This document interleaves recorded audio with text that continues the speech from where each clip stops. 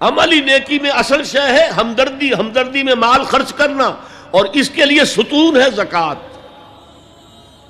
کم سے کم یہ 2.5% تو نکالو،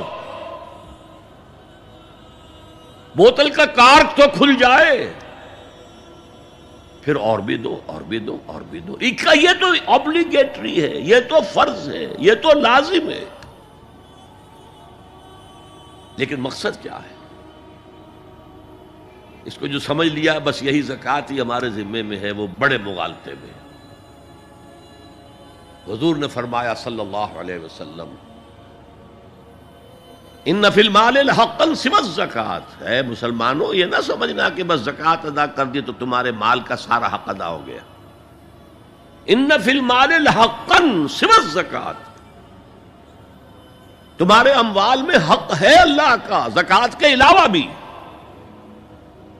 اور پھر آپ نے یہ آیت پڑھی، وَآتَى الْمَالَ عَلَىٰ حُبِّهِ ذَوِي الْقُرْبَىٰ وَالْيَتَامَىٰ وَالْمَسَاكِينَ وَابْنَ السَّبِيلِ وَالسَّائِلِينَ وَفِي الرِّقَابِ وَأَقَامَ الصَّلَاةَ وَآتَى الزَّكَاةَ۔ یہاں آتا زکوٰۃ تو ہے ہی ہے، اس سے پہلے جو آ رہا ہے یہ سرپلس ہے، اس سے آگے کی بات ہے، یہ ایڈیشنل ہے۔ اسی لیے جب انفقوا انفقوا انفقوا انفقوا انفقوا کی جو تکرار ہوتی ہے قرآن مجید میں، تو ایک جگہ پھر سوال کیا صحابہ نے، کتنا خرچ کریں حضور؟ فرمایا قل العفو، کہہ دو جو بھی ضرورت سے زائد دے ڈالو، don't accumulate, don't retain any thing.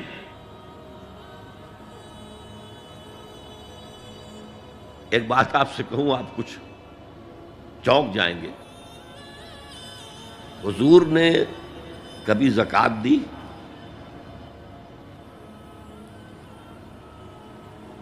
کبھی نصاب کے بقدر پیسہ آپ کے پاس جمع ہوا کہ آپ پر زکوٰۃ واجب ہوتی؟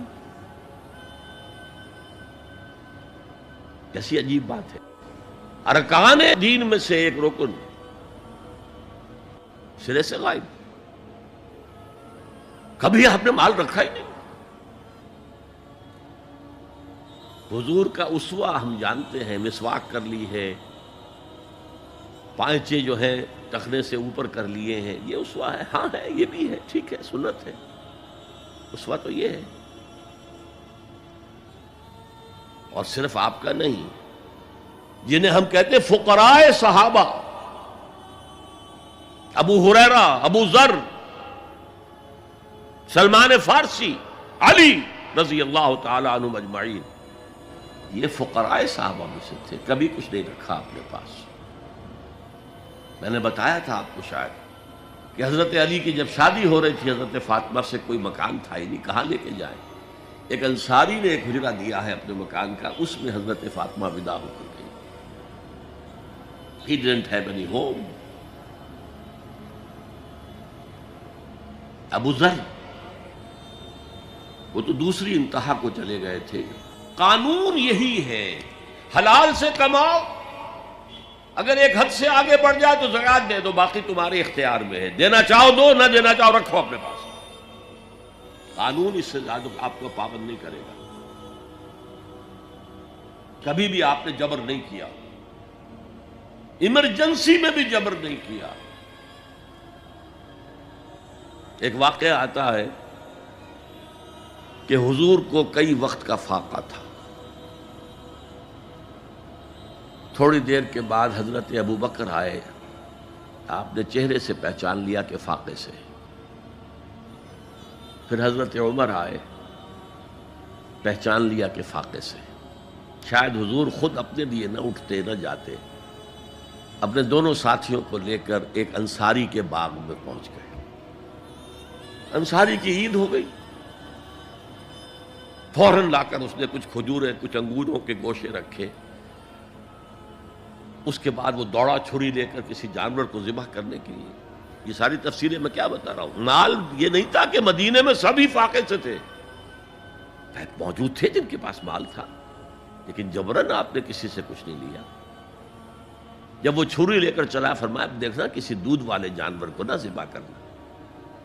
بہرحال کچھ دیر کے بعد وہ گوشت پکا کر لایا، روٹیاں رکھیں۔ اس کے بعد حضور نے ایک روٹی پر چند بوٹیاں رکھ کر کہا یہ عائشہ کو دے آؤ، اسے بھی کئی وقت کا فاقہ ہے۔ اور پھر حضرت عمر کی طرف رخ کر کے کہا عمر یہ ہیں وہ نعمتیں جس کا حساب دینا پڑے گا اللہ کے ہاں۔ وَأَمَّا بِنِعْمَةِ رَبِّكَ فَحَدِّثْ، اور یہ جو فرمایا گیا الہاکم التکاثر میں نعمتوں کا حساب لیا جائے۔ وَلَتُسْأَلُنَّ يَوْمَئِذٍ عَنِ النَّعِيمِ، فرمایا یہ نعمتیں ہیں۔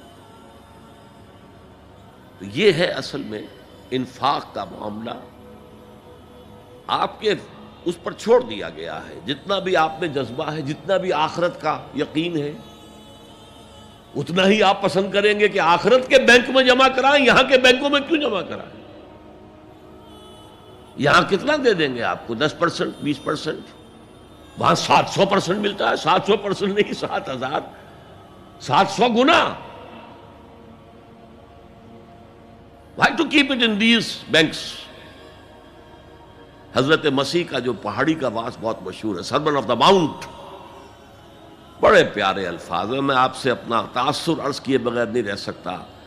جہاں تک مواعظ کا تعلق ہے، جو حضرت مسیح کے مواعظ آئے ہیں ان سے اونچے واعظ کوئی ممکن نہیں۔ اسی میں یہ جملہ بھی ہے، دیکھو اپنا مال زمین پر جمع نہ کرو، جہاں چوری بھی ہوتی ہے ڈاکہ بھی پڑتا ہے، کیڑا بھی خراب کرتا ہے۔ آسمان پر جمع کرو جہاں نہ چوری کا اندیشہ، نہ ڈاکے کا خوف، نہ کیڑا خراب کر سکے۔ اس لیے کہ میں تم سے سچ کہتا ہوں کہ جہاں تمہارا مال ہوگا وہیں تمہارا دل ہوگا۔ مال یہاں ہوگا تو دل اٹکا ہوا ہوگا، اور فرشتے اس طرح گھسیٹ کر کھینچیں گے آپ کی جان کو جیسے کہ سیخ پر سے کباب کھینچا جاتا ہے۔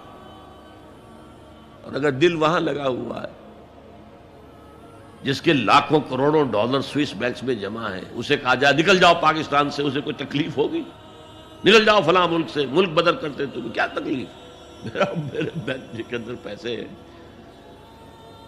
البتہ جس کا باہر کچھ نہ ہو اسے اگر یہ دی جائے سزا تو اس کی تو جان پر بن جائے گی۔ تو یہ ہے انفاق کا معاملہ۔ اس میں یہ دو جو ہے، ایک قانونی سطح ہے۔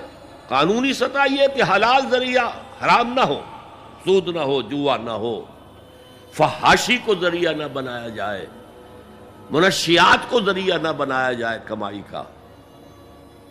اور جو بھی آپ کے پاس ہے، آپ نصاب کی سطح کے اوپر آ گئے تو 2.5% زکوٰۃ دے دو۔